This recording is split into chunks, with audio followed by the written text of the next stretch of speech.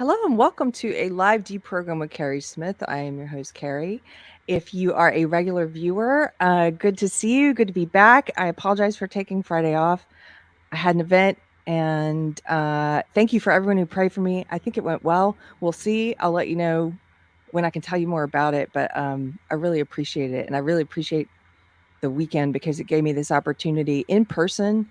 It's so different. It helps. It's that reminder that I needed, and maybe you need sometimes, that like there are good people who believe terrible things. There are good people. I know there are bad people who believe terrible things. We all know that. But there are some very good people who bad belief systems, and they are worth talking with, and it just was that reminder I needed of like, don't write everyone off and don't get into that habit of just speaking to people who already agree with you or being very dismissive of people because they have a bad belief system. Because I'm sure those people who talked to me this weekend, they think I have a bad belief system, and yet they were open to speaking with me. So, um, if you are new here, this is a live show. We usually do Mondays, Fridays, 1 o'clock Central. And today I'm very excited. I have a very special guest, and I'm very grateful to have him, very grateful for his patience and setting this up and with me being scattered from the weekend. You guys probably have already heard of him, many of you. He goes by 5 times August. He's his real name is Brad Skistimas, which sounds like Christmas to me. I'm just gonna call him Brad Christmas. Please welcome 5 times August. Hi. How are you? Good, Carrie. Thanks for having me. Is it accurate? I almost wanted to call you like the only protest singer who's still around. Is that accurate? Is that too much No, of a I'm title? not gonna take all the credit because there's a good group of guys forming right now, and we actually I think protest singers cover a lot of different genres right now.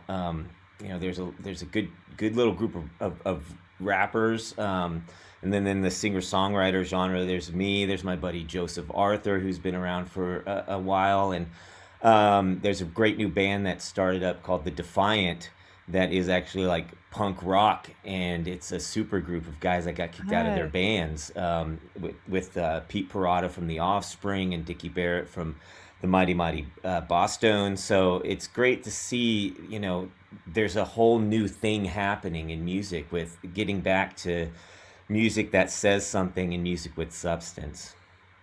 I'm so glad I asked you that question because I haven't heard of the Defiant. And who's the other guy? Joseph Arthur? Yeah, Joseph Arthur. He's been around several decades. I actually saw Joseph play when I was about 17 or 18 years old, and he was opening for David Gray in Dallas.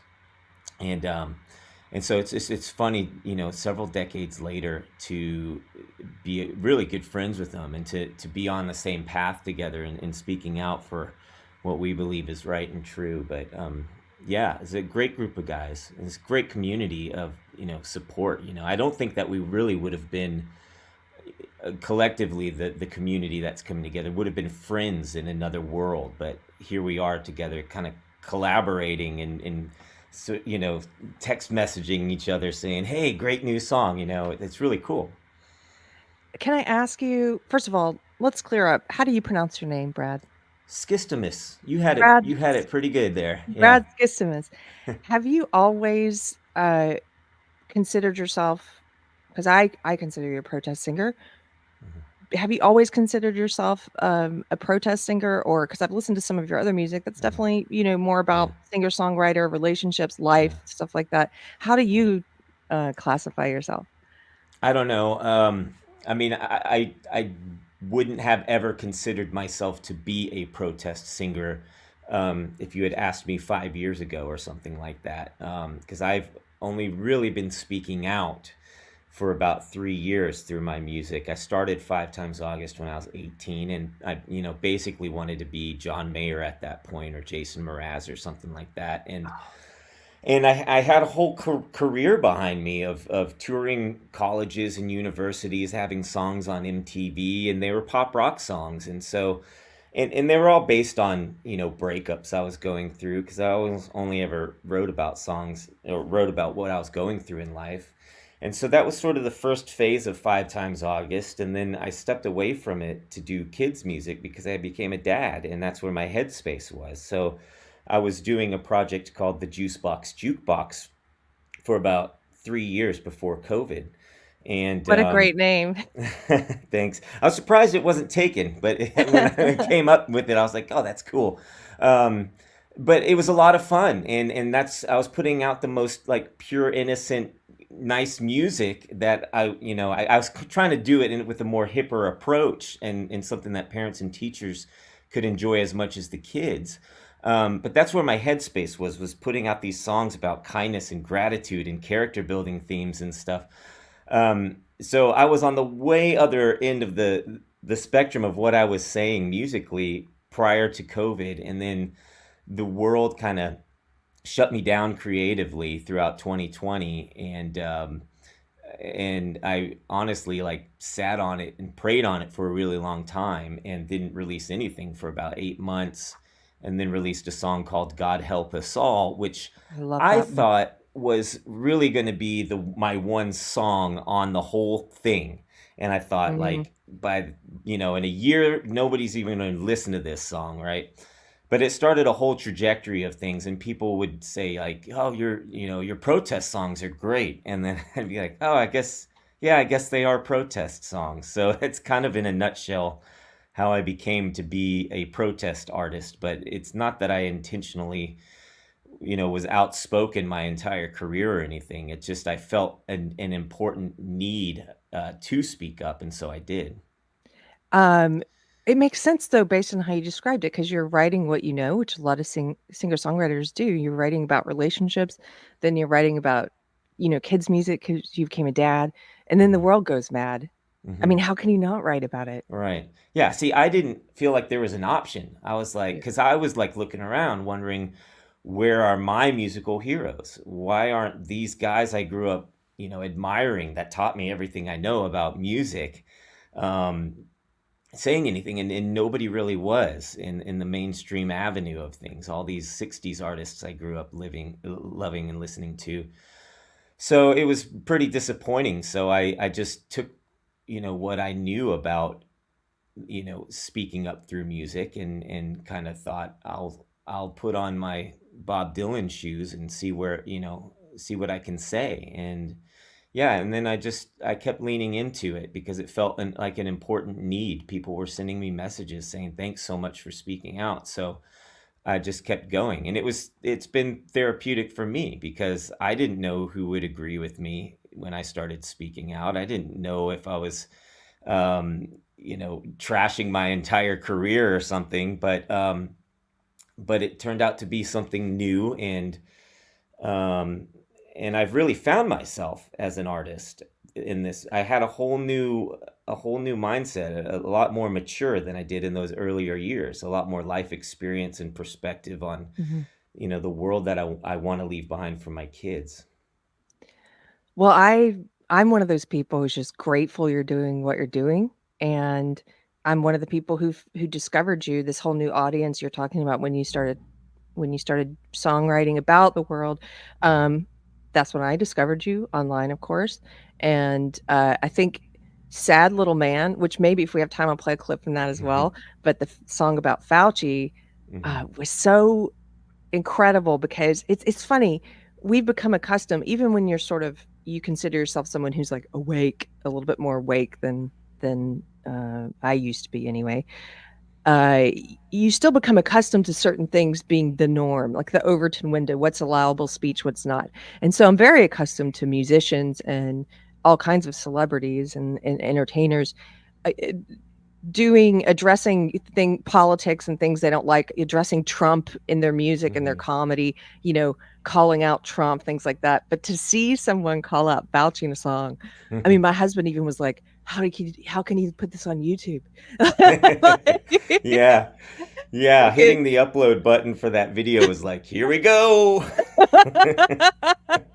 It's amazing. Well, let's start Yeah. with your new song. So, and we can talk a little bit about this after we play a bit. Thank you for letting me play some of this. This is Ain't No Rock and Roll. I've been listening to this on repeat. The video, I'm going to tell you guys, just like I do whenever I show music, it's going to sound a little distorted because I'm playing it from another YouTube channel. It's so much better to go listen to it directly, or even better, go and download it. And what's your website? Fivetimesaugust.com. 5timesaugust.com. Okay, we're going to play just a little of this because I think it's worth seeing. Those of you who are watching and not listening, the videos are also amazing. Okay, here we go.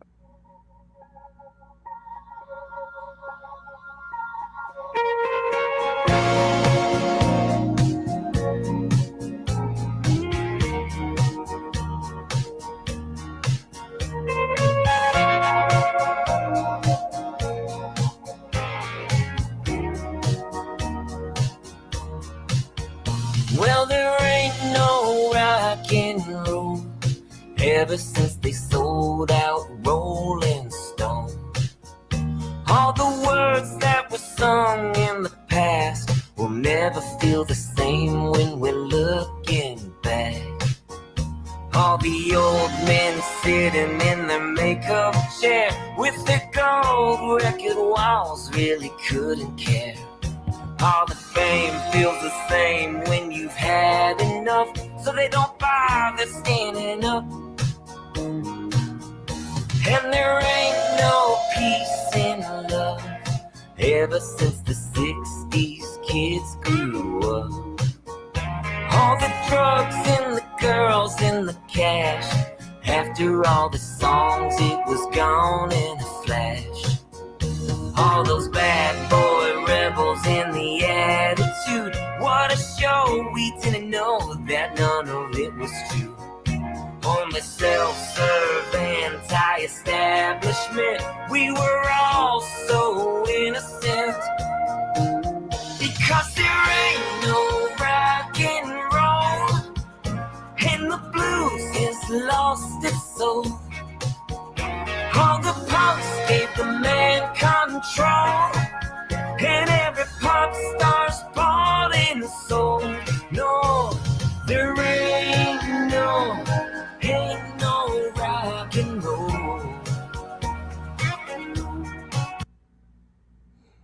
Okay, I'm going to stop it there because otherwise I could play the whole thing. And I want you guys to go over to the 5times August channel and listen to it. And better yet, download the song. Support Yeah, please independent do. music. Yeah. I consider you independent music, even though you've signed with Based Records. We've had Based Records on the show.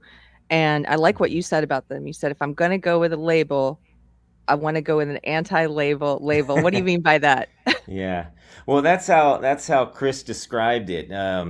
Chris Whalen, who's like a mega number one hit songwriter in his own right.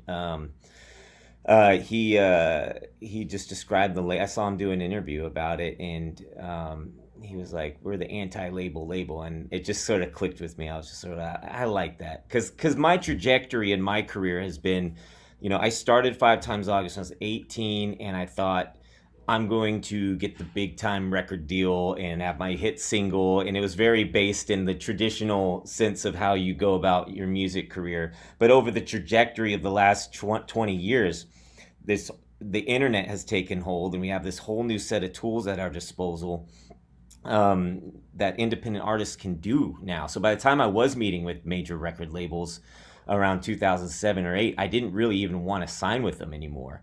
And I was doing enough on my own as an independent artist where, for the first time ever, I think a lot of artists were realizing like, oh, that's kind of the old way of doing things. So now you see, artists like Tom McDonald who are dominating and competing with the Yes. mainstream avenue. Yes.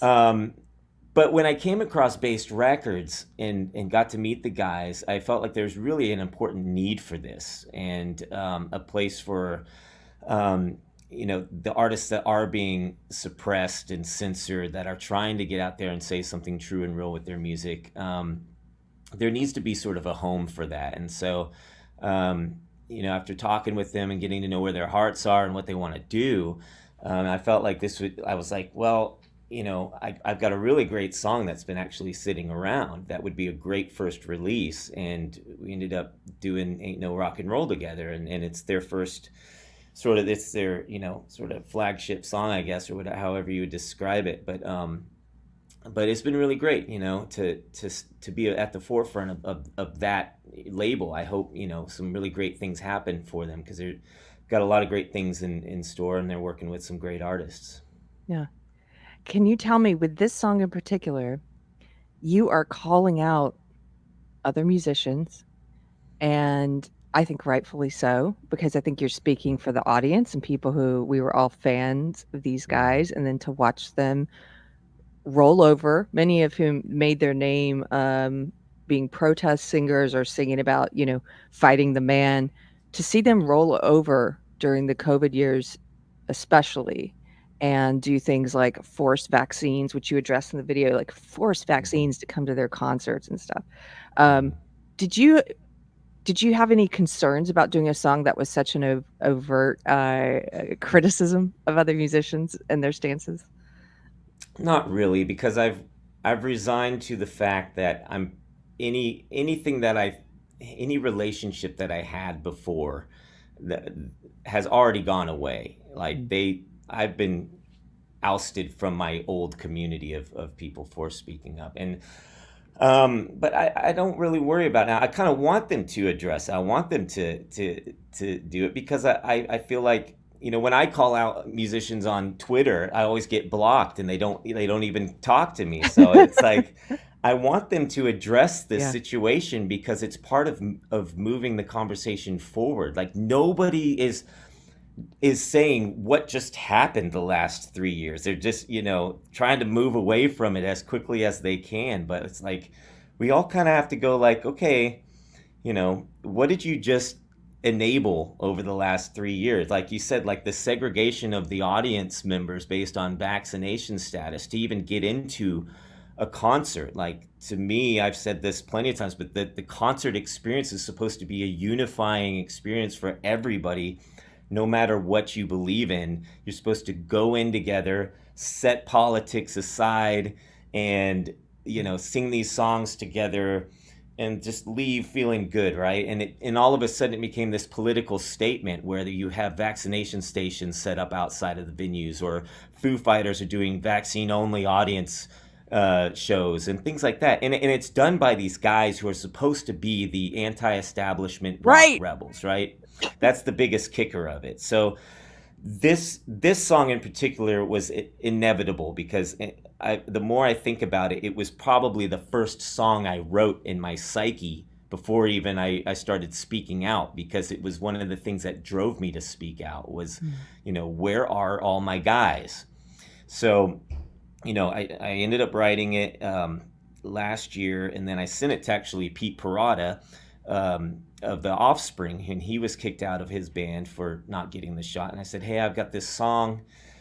Um, would you want to play drums on it?" And then he laid down some drums on it, and then I met with bass, and we fleshed it out with another group of superstars, guys from Nashville that are just stellar players. But no, I don't mind calling anybody out because we're all tired of like this no name, no naming names situation. And I don't, I guess I say Neil Young's name in the song, but and there's plenty of faces in the video, but the idea is that they're scratched out, and it's time to move forward. It's time for us to start putting out some new music, and leaving the old stuff behind because they sort of deserted us anyway. Yeah. You also said there's no fight in the Foo, which I loved. That's That's a true. good That's turn of true. Oh phrase. yeah, yeah, yeah. That whole verse actually. Rage against the damn. There's no Rage Yeah, against the damn yeah, machine. So yeah. ain't no fighter in the Foo. Correct. Yeah. I love wordplay, and that I Uh just love that part. Um, huh. One of my gig jobs, I should tell you, I get to my audience knows, but I'm kind of vague about the job because even though it's just a gig job, I don't want any haters to cause me to lose it. Um, Mhm. but in the course of that job, I get to listen to a lot of other people's music, and lately, when they first get there, I've been playing. Usually when they first get there, I'm playing my music. I've been playing your song, and it's cool to see people, Awesome. like, in the back, like, they don't I can Oh, tell they don't cool. know it, but they're, like, enjoying it. They're like, "Oh, Yeah. what is this?" Yeah. And, yeah, I just love this one. I can't stress enough, if you're listening to this later, pause this video, go and download Ain't No Rock and Roll. I think this song in particular, if you're just going to download one, make it this one, because not just because it's the new one, but because of the message in it. And like you said, you want some of these musicians to have to address this and respond. And so Hmm. go and be a part of boosting this one on the charts. I would say go buy this one, Yeah. Yeah, especially. I think it would be incredibly awkward and funny if this song actually like climbed pretty high up on the charts and it's there next to those artists, you know. It'd be Yeah, funny. I would love it. So, so I want to talk a little bit about like you in particular, your journey. So I always like to just find out from people, people who are regular viewers of Deprogrammed, they know my story. I used to be heavily in what is now called woke. It used to be called social justice. Some people who are in it still call it progressive. Um, anyway, I was in that movement. I was one of the hard leftists for about 20 years. I was a true believer. And my Hmm. waking up process started in 2016, 2017. And it was a long process of leaving because it was a lot like leaving a cult for me. Um, Hmm.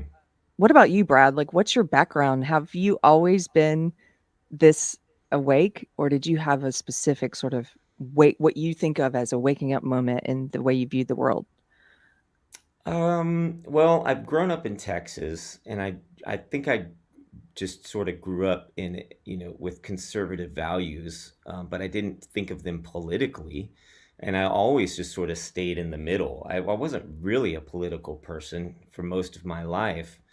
Um, and I just wanted everybody to get along. I mean, being in the music industry, most of my friends were, on the left side of things. And I had friendships across the board from, both sides of the aisle, and I liked it that way. The old world was where you could be friends with people and not have to agree on every single thing, Mm. and it made life interesting. It wasn't until I started speaking out online, not this was before I started speaking out musically, but I started, posting my opinions more in my tweets and Oh social no. media. Yeah, big mistake, right? Because the moment you do that, you really discover who your friends are. And so that, a lot of those friendships started to crack before I even released the music because I started posting.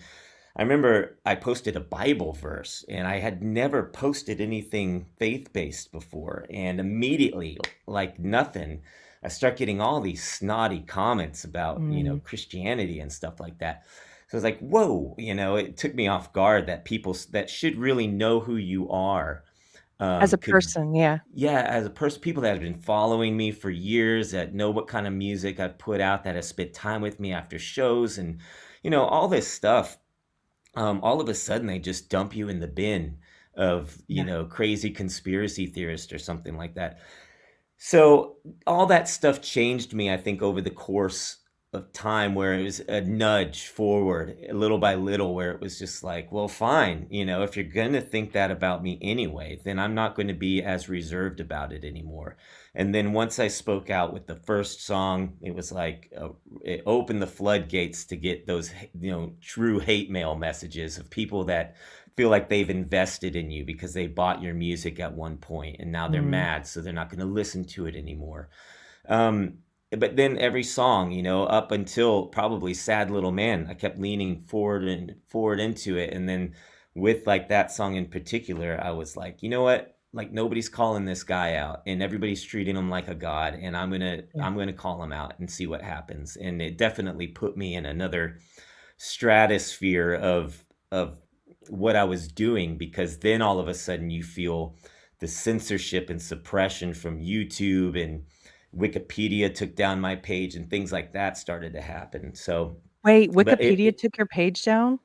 yeah, they took it down. I think a few months after Sad Little Man came out, all of a sudden the page was like, I don't know how they flagged it, that I was like an irrelevant artist or something like that, Oh, which means I that was becoming more relevant.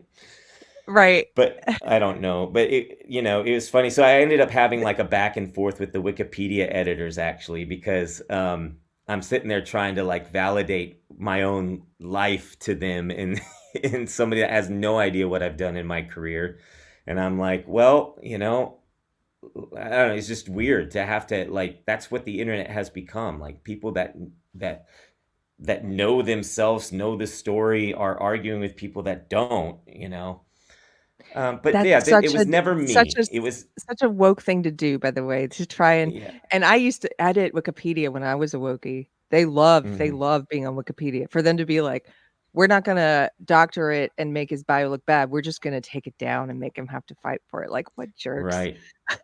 Yeah, yeah, and that's what happened is I'm in there actually, like, I was edit see, I created a little bit of the scuffle because I went in to re-edit my own page, which you're not allowed to Mhm, do, which is, I think, is really mhm. actually kind of funny because it's like, it's not like the 5 times August page was like a major page on Wikipedia, you know. Yeah. It had been dormant, and I went in and I was like, oh, maybe it just needs to be updated with some more recent things or something. So I went in, and then that triggered them taking down what I put up, and then I started putting in. Started causing trouble and entertaining myself. I Good. made a section. I made a section on my own Wikipedia page that said Wikipedia deletion, and started, No wonder they took you down. You're a little yeah, troublemaker. I love it. You good for yeah, you, because they're troublemakers. Oh, man. exactly, exactly. Um, okay, I've got since you mentioned "Sad Little Man," uh, can I play a little bit of this one too? Yeah, sure. This is the one that, like I said, because of the way we're influenced by what we're allowed to talk about and what we're not in society, even my husband and I, when we saw this, we're like, "Wow, I can't believe it's still on YouTube that you could even criticize Fauci." Of course, you Yeah, criticize Trump or anyone on the right, but, sure. um, Yeah. okay, and once again, your video for this is amazing, so I encourage everybody to go and watch the video. I'm just gonna play the very beginning. Here we go.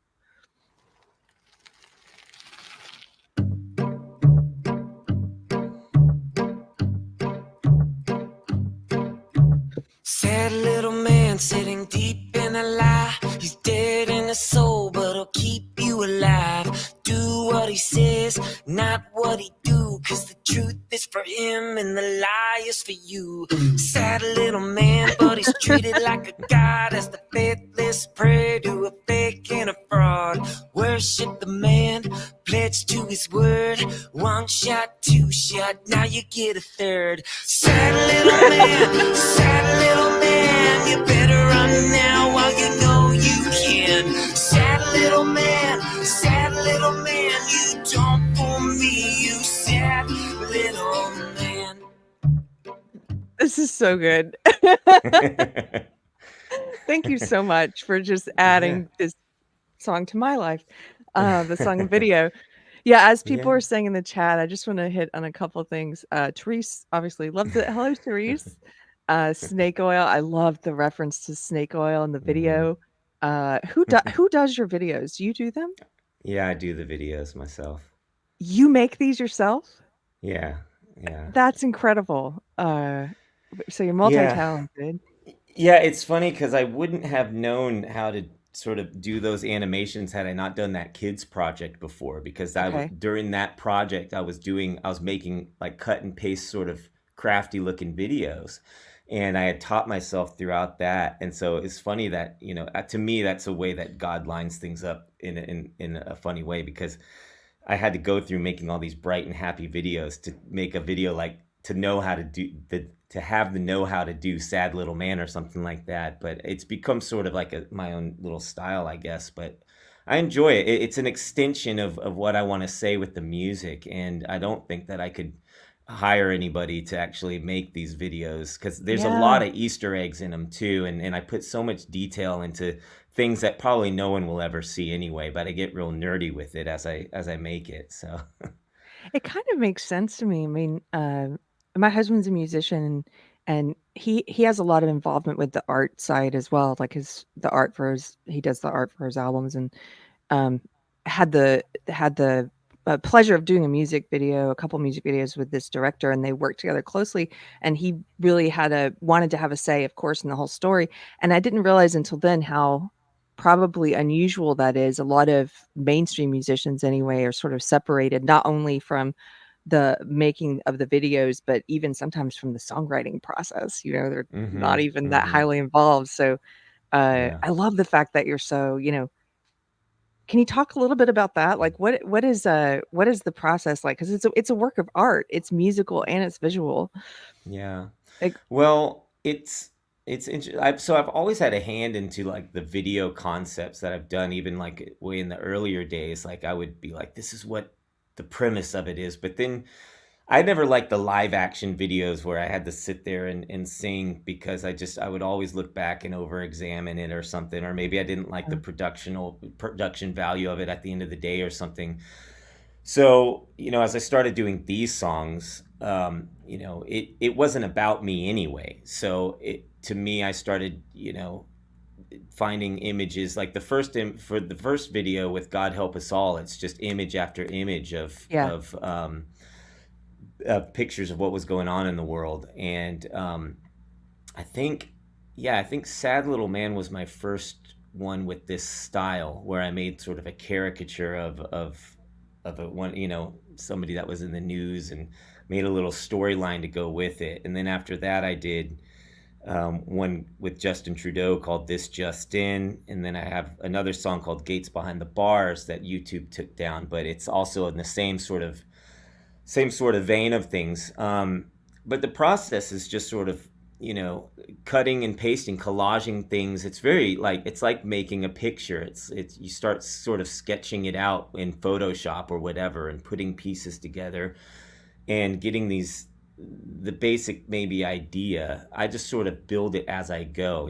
I don't have a storyboard that I base it on or something like that, where I'm like, this is where he gets bonked in the head by the townspeople, or whatever. It just sort of like it worked out that way, where it was like, oh, I already had 3 sections of the townspeople chasing after him. Maybe at the end here, they catch up to him, and the story's rounded out that way. So, and I like that because it's kind of, I think it spurns from my appreciation of old silent films. I grew up watching silent films like Charlie Oh, Chaplin and stuff, and they okay, would yeah. make those on the fly. They kind of went in with a loose idea, but then a lot of it's improv, and they would have the chase and then round it out with the guy gets the girl, right? But a lot of it was just they did it as they went. And so I always like that idea too of just seeing where it takes you. And that's kind of how I work. You have to start doing, and then let it find itself, I think. I have a couple of questions for you from the chat. Uh, Two Sisters and Some Yarn is here. She says, "Can we get the story of the name Five Times August?" Sure. Yeah, so I started 5 times August when I was 18, and my birthday is August 5th. And I was trying to think of like a one-man band name like Dashboard Confessional or Nine Inch Nails or something, because I didn't want to promote Brad Skistimas. I didn't want to send people to bradskistimas.com because I knew, number one, it didn't sound too hip. Number two, people aren't going to remember that. So I had written down like some different ideas, like the August 5 or something, and then 5 times August just sort of sounded cool. It kind of sounded like Counting Crows-ish or something, Mhm. and it's stuck ever since then. So I love it. However, if you had been Brad Skistimas, there's something funny about you mentioned Tom McDonald earlier. When I first mhm. heard his music, I thought, wow, this guy's amazing and also hilarious. He's a bit of a musical troll, and he's so funny because he's a rapper who didn't change his name. It's like, "What's your name?" "I'm Hard. I'm Tom McDonald." Like, that's like a farmer's name. Yeah, Tom McDonald had a rap. Yeah. Exactly. Brad Yeah. Skistimas. Okay, I've got another question and a super chat here. Oh, I know this guy, Matthew Hammond, for 4.99. Thank you, sir. Says, "Do you see your music and video games intersecting at some point? Can you beat Craig in any game?" my brother Craig. Uh, my brother Craig has a video. He's been a big face in the gaming content creation side of things for many years. Is for anybody that's like, who's Craig? But yeah, I mean, I think that would be really cool. It's actually something that I talked to Based Records about. I thought it would be really cool if they eventually branched out into like based gaming or something like that. But actually, a funny story.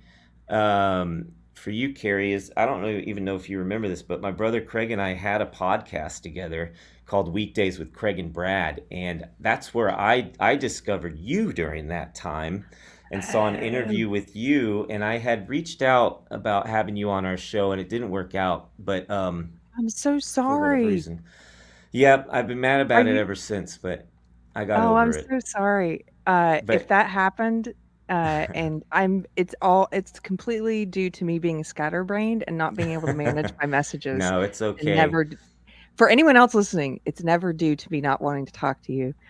Hmm. It's limited amount of time and attention, and feel free to bug me Yeah. No, it's always. all good. It's all good. But that was a fun time. We had a podcast we were doing, and I really I saw it was one of your, it was one of your interviews that you did that I guess it went viral or something. It's the first time I saw you, and I Probably the trigonometry one. it might have been that one. And I was like, "Oh, that's great." And so but here we are now, friends forever. So Yes. So you're a big gamer then? I'm not.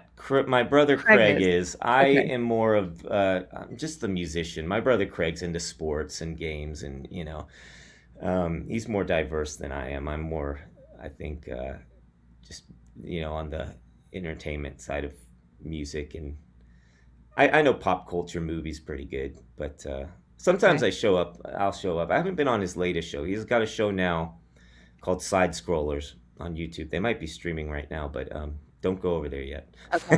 There yet, quite yet. Um, can you talk a little bit about you mentioned it already about the time you first posted a Bible verse and you've never done that before. And can you talk a little bit about your faith? I'm a musician as of a few years ago, and I remember that moment where I was kind of, in my case, being a new Christian. It's sort of I didn't think I should bring it into my podcast space really, and then when I did, I felt, of course, this makes sense. This is part of who I am, the way that I view the world. Why was I trying to figure it out? So, can Mhm. you talk a bit about your faith and how that influences your work? Sure. Your mic, by the way, was a little muffled, but I Oh, think I got the gist. okay. There you are again. Can you restate the question while I try to fix my mic? So the question was, can I talk about my Your, faith and how it influences my work? yes. Is what um yeah, so I I think it's heavily influenced this chapter of my life and musically and creatively. Like I said, when I was shut down musically and I didn't know what to say, I turned to prayer and sat and was like, what do you want me to say, God? And that's kind of it started a whole new partnership, I think, because for the first time in my life I was like, write a song with me, God. Don't let me be so egotistical that I think it's just me, because in hindsight, he had given me all this talent and these songs that I would look back on and be like, how did I even write that song back then? Oh, I think these songs are sort of delivered through me. It was a realization of that. I think that for artists, like, so much credit goes to the creator because it's delivered through you. It comes through you through the ether, I think. But for these songs, especially with God Help Us All, that started how I approach art now, is waiting for it to find you and be delivered to you, and kind of just say, well, what do you want me to say? Hmm. That's I love that you said that because I think, and maybe you could speak to this if this sounds familiar, but as any kind of writer, is my microphone better, by the way? Yes, it's better Okay, now. good. Yeah. As any kind of writer, I think that there's this. Sometimes you'll see this with songwriters in particular, with musicians. They'll have a first album that's amazing and they blow people away, and then the second album, sometimes this happens, is sort of lackluster compared to the first one, and it Hmm. feels sometimes like maybe in the first one God, even if they don't believe in God, but the Hmm. universe, however they want to view it, was sort of speaking through them and they were compelled and this music was just coming out of them. And then in the second one, sometimes I think people fall into that trap of believing their own hype where it's like, I'm the genius behind this, and now I'm going to be a Mm. genius again. And they like overthink it for the second one, and Yeah. they're really trying to muscle it, and it just Hmm. falls apart. Does that make Yeah. sense? What I'm trying to Yeah. describe? Yeah, I Um, think very much. I think I've experienced the opposite of that because early on in okay, my career, I mean, there's just so much ego there when you think as an artist, you have to battle that. There's so much pride in your work, but then also there's days where you feel like you're worthless and but when you really accomplish something, sometimes it puffs you up into thinking that you did something great. And I had a lot of that to deal with, to battle with on my own early on in my career with thinking like nothing's gonna stop me, huh? And I've gone through so many phases of my career now where you really have to be grateful for where you're at all times and show that gratitude and understand that for me at least, that has been, I feel like it's a gift, when you make that partnership as an artist, I think spiritually, and you say, to open up your arms and say, you create with me. Let's do this. You're the best creator there is. Let's see what we can do together. Uh, I think that it opens up a whole new thing that you just never would have tapped into otherwise. yeah. There's you over here thinking like, oh, today I'm going to sit down and write a love song. That's great. You can do that 1,000 times. But like the songs that I've written in the last couple of years, I never would have written those, I don't think, without an attachment to faith. Have you read? There's a new Johnny Cash biography out. I think it's called The Life. Have Mm. you read this book? Mm-mm. Okay, so my husband just read this. I'm a huge Johnny Cash fan, and he was telling me all about it. I'm like, "What's Johnny up to now?" Like, give me the lowdown. But you're kind of making me think of that book because he's talking about how there's this whole period, decades during Johnny's career, where it seems to me almost in the way he described it, he was muscling it and trying to talk about his faith from this like intellectual me space, right? Mhm. And none of it was really hitting. And Mm. and he was also doing stuff that the label wanted him to do, like literally putting on a chicken suit at one point and singing like the Man in Black something. It was just he was doing a lot of Mhm. weird stuff. And it wasn't until the end that he started, I think, really opening up to just being vulnerable and like, okay, whatever it is, even if it makes me look bad or old or whatever, I'm going to be vulnerable and expose myself. And at the end, that album or the series of albums he did, um, that just like even today, if I speak to a hipster or someone on the left who listens to Johnny Cash, they know Mhm. those albums Yeah. at the end that were just Right. something flowing through him that was so much Mhm. better than trying to speak about his faith in this very intellectual, like this is going to be a song about faith and I'm going to rock it, Mm. like does Yeah. that Yeah. book I would recommend, even though I haven't personally Mm. read it myself. I want to. I've just heard a lot about it. But Yeah. No, I love rock and roll biographies. I think that's a lot of too. Like, look, why I ended up being sort of the artist that I am too is I grew up watching, you see the story time and time again of like, oh, he became famous and became a drug addict and then he almost blew his career and then he came back or something and I was very conscious of that. So I never got into any of that, which also was one reason why I always sat on the outskirts. I was never willing to get into the club, mm, so to speak. But I think like yeah, those last albums, were honest, and that's what it is that connects with people is hearing the honesty and that vulnerability. That connects with people on a level when you have that quality, that element in your art, people can feel it. That's why I don't worry too much about artificial intelligence in art. Like you can't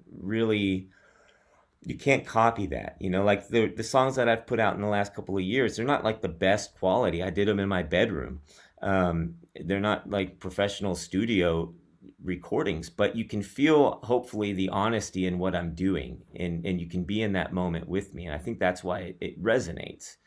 And that's why these other artists that are coming up as well, it's their message and the meaning behind it, and their presentation of it that's honest, and people understand that.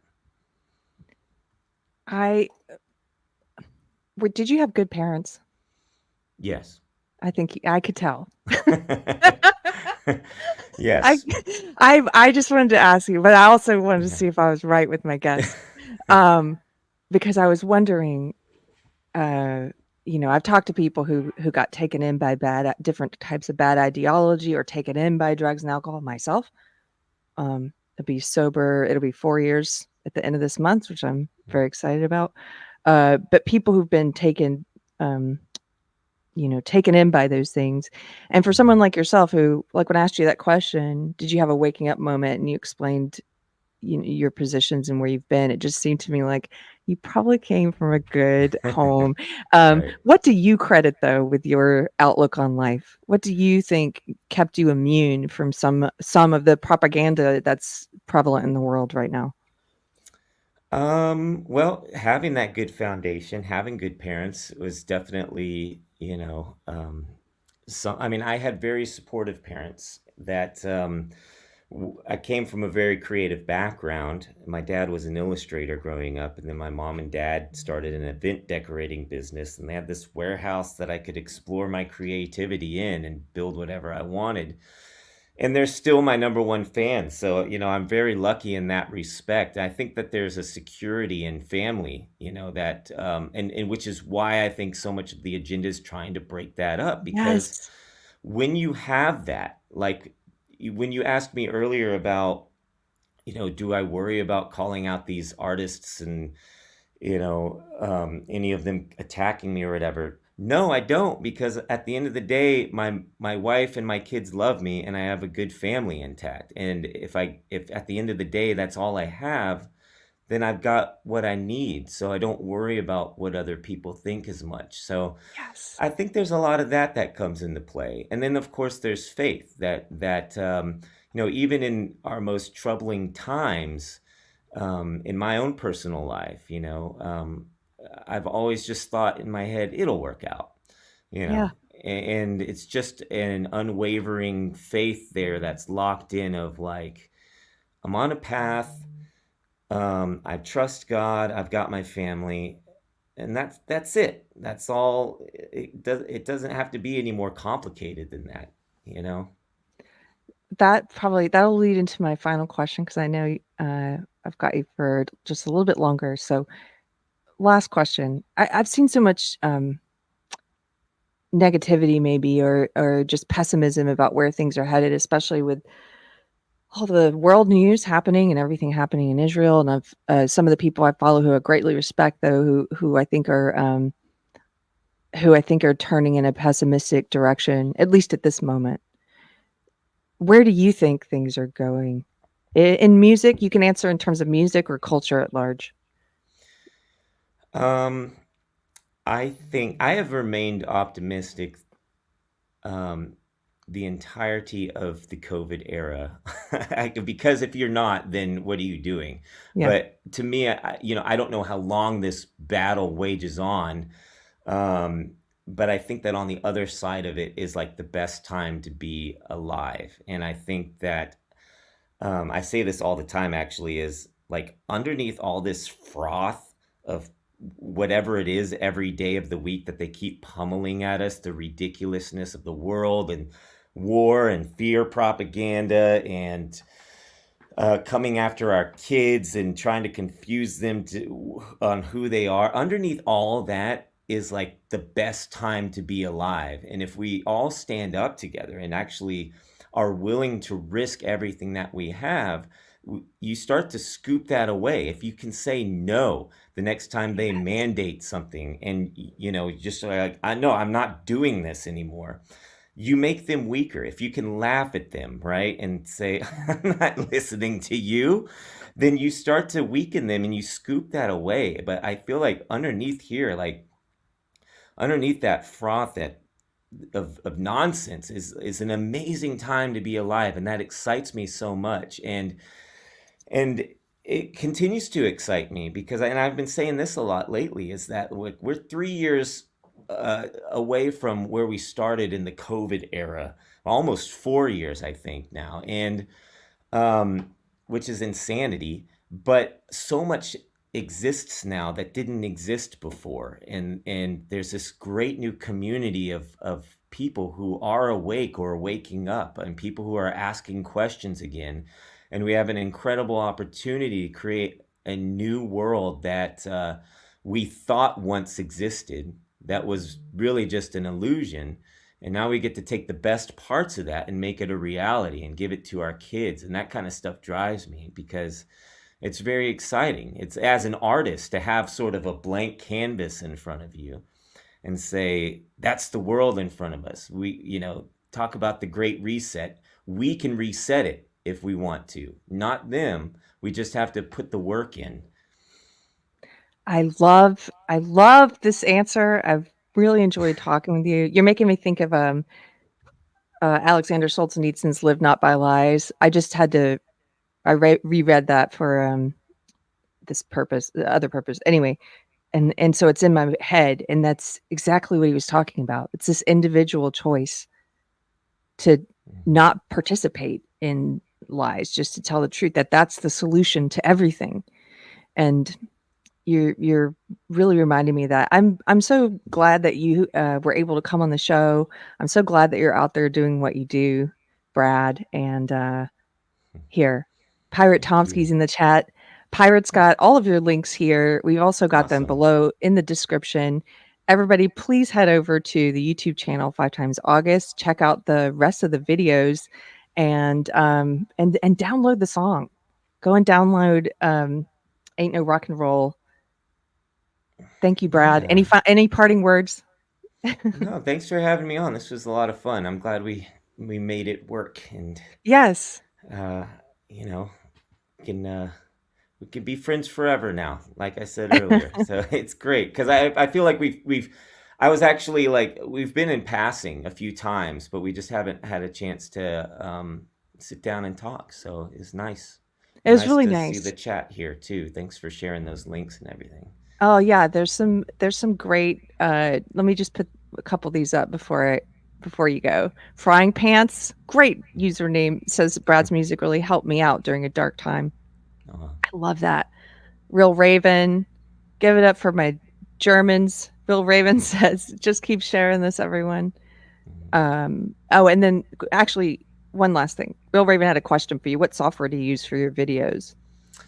I use I toggle between Photoshop and Final Cut, and it's almost like a more traditional approach because, and I do it this way because it's just the programs I had when I started out.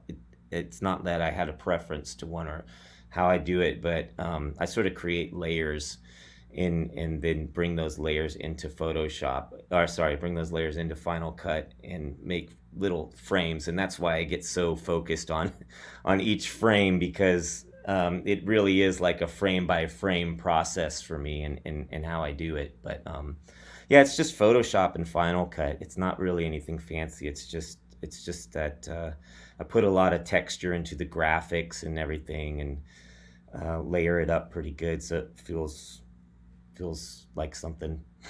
Cool. Well, thank you Yeah, for answering that. Here's the website, 5timesaugust.com. Thank you, yeah, Brad. Everybody, I hope you have a yeah. great week. Thanks, Carrie. Now, here's the awkward part where I don't have the music queued up. Okay, here we go.